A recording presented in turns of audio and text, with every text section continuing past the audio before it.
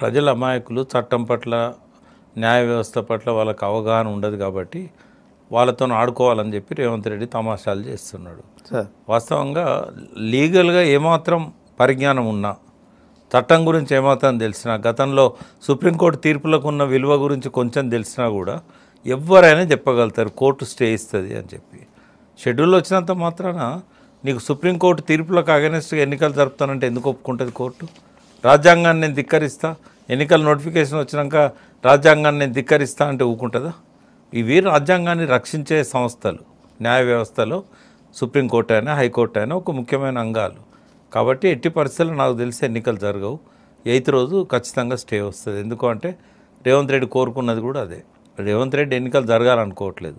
రేవంత్ రెడ్డి బీసీలకు రిజర్వేషన్ రావాలని కూడా అనుకోవట్లేదు. నిజంగానే బీసీలకు రిజర్వేషన్ రావాలి అని రేవంత్ రెడ్డికి ఉంటే రాష్ట్రపతి దగ్గర పెండింగ్ ఉంది కదా, అది పార్లమెంటుకు బిల్లు పెట్టమని చెప్పి పంపించే అవకాశం ఉంటుంది.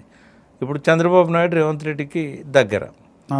రేవంత్ రెడ్డి మీద, చంద్రబాబు నాయుడు మీద ఆధారపడి మోడీ ప్రభుత్వం ఉన్నది.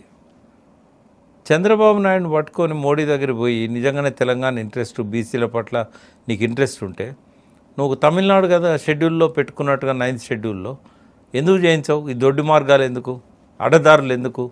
ఇక్కడనేమో